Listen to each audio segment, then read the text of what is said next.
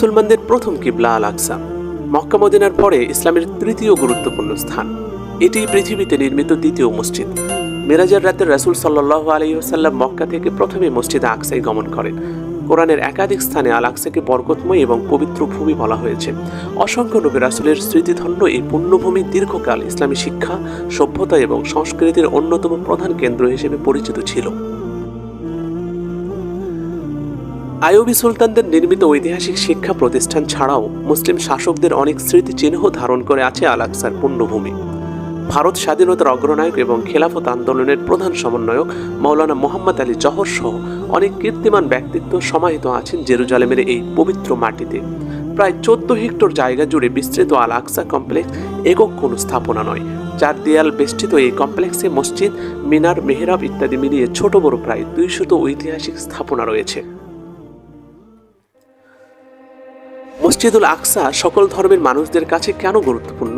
মসজিদুল আকসার প্রকৃত সীমানা কতটুকু? মুসলমানরা কিভাবে মসজিদুল আকসার নিয়ন্ত্রণ হারায়? ইহুদি দখলদাররা মসজিদুল আকসা কিভাবে নিয়ন্ত্রণ করছে? এই পুরো ব্যাপারটি নিয়ে আলোচনা করব আজকের ভিডিওতে।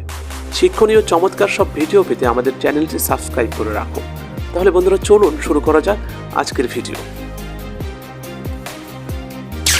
1966 সালে আরব ইসরায়েল যুদ্ধে পরাজয়ের মধ্য দিয়ে আল আকসার নিয়ন্ত্রণ হারায় মুসলমানরা।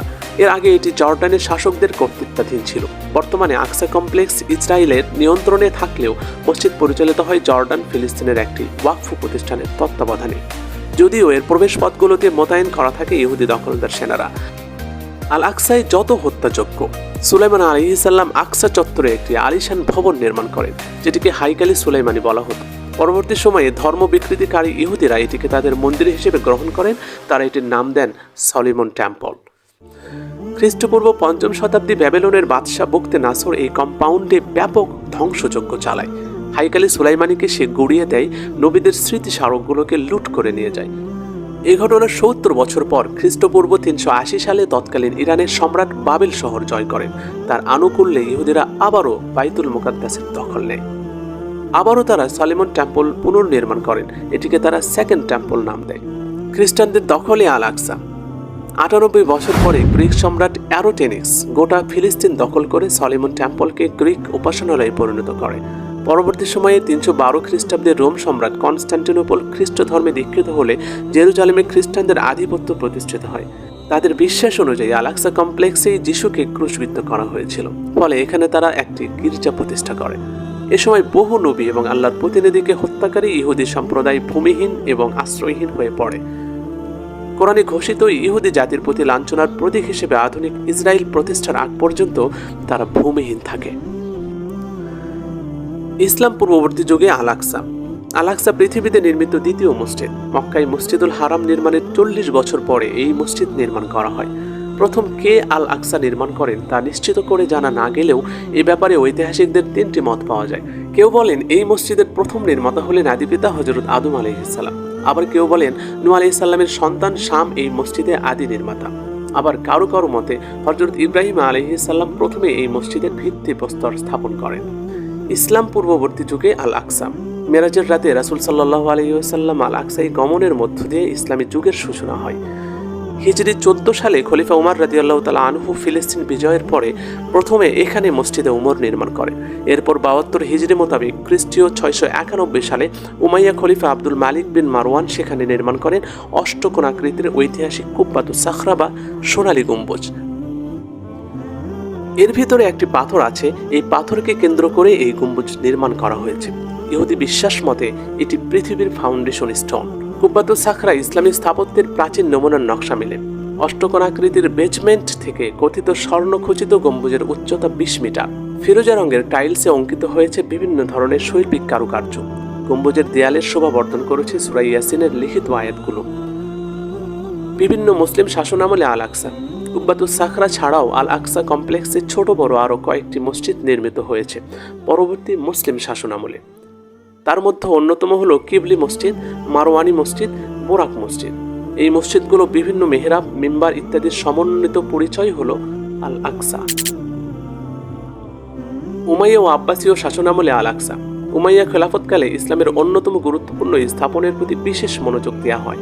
উমাইয়া শাসকদের পৃষ্ঠপোষকতায় আল আকসা ইসলামী শিক্ষা সংস্কৃতির কেন্দ্রভূমিতে পরিণত হয়। বেশ কিছু মাদ্রাসা প্রতিষ্ঠিত হয় আল আকসা কমপ্লেক্সে।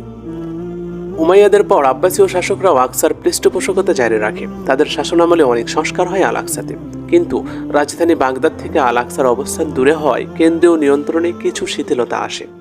এর সুযোগ নিয়ে কুচক্রী শিয়া ইসমাইলিয়া গোষ্ঠী ফিলিস্তিন দখল করে নেয়। প্রায় 100 বছর আল আকসা তাদের শাসনাধীন ছিল। একসময় ভ্রান্ত শিয়া মতবাদ প্রচারের কেন্দ্রভূমিতে পরিণত করা হয় আল আকসাকে। পরবর্তীতে সেলজুক সুলতানরা আল আকসা পুনরুদ্ধার করে। এ সময় নতুন করে বিশুদ্ধ ইসলামী শিক্ষাধারার প্রচলন নতুন করে শুরু করা হয়। লোকশ্রুতি আছে, ইমাম গাজালি এ সময় কিছুকাল আল আকসায় অবস্থান করেছিলেন। ক্রুসেডারদের ধ্বংসযজ্ঞের কবলে আল আকসা। এর কিছুদিন পরেই ইসলাম ও মুসলমানদের ওপর নেমে আসে ভয়াবহ দুর্যোগ। 1099 খ্রিস্টাব্দে ক্রুসেড বাহিনী জেরুজালেম সহ সিরিয়া দখল করে নেয়। পবিত্র আল আকসা দখল করে ক্রুসেডাররা সেখানে গণহত্যা চালায়।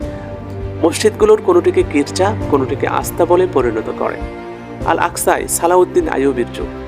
প্রায় 90 বছর পর্যন্ত আল আকসা মুসলমানদের বেদখল থাকে। পরবর্তীতে আল্লাহ তাআলা সুলতান গাজী সালাউদ্দিন আইয়ুবীকে বাইতুল মুকাদ্দাস পুনরুদ্ধারের মহাসৌভাগ্য দান করেন। 1187 সালে আল আকসায় পুনরায় মুসলমানদের নামাজ পড়ার তৌফিক হয়। এ সময় সুলতান সালাউদ্দিন আইয়ুবী বিজয়ের স্মৃতিস্মারক হিসেবে আল আকসা কমপ্লেক্সে একটি মিম্বার নির্মাণ করেন। মামলুক সুলতানদের শাসনামলে এখানে আন্তর্জাতিক মানের একটি ইসলামিক প্রতিষ্ঠান গড়ে ওঠে। আল আকসা আবারও ইসলামিক জ্ঞান বিজ্ঞানের প্রাণকেন্দ্রে পরিণত হয়। উসমানীয় শাসনামলে আল আকসা।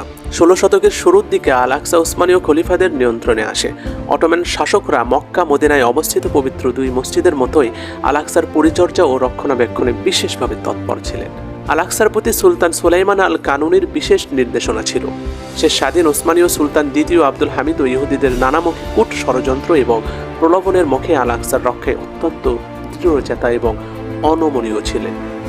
সর্বশেষ ওসমানীয় খিলাফত বিলুপ্তির পর আল আকসাবাসীর ভাগ্যে নেমে আসে নতুন দুর্যোগ। সে দুর্যোগ এখনও চলমান। এখন আল আকসায় 2 রাকাত নামাজ পড়তেও প্রয়োজন হয় ইহুদি সেনাদের ছাড়পত্র। বন্ধুরা, আজ এ পর্যন্তই। দেখা হবে নতুন আরেকটি ভিডিওতে চমৎকার একটি টপিকে। সে পর্যন্ত সবাই ভালো থাকুন। আসসালামু আলাইকুম ওয়া রাহমাতুল্লাহ।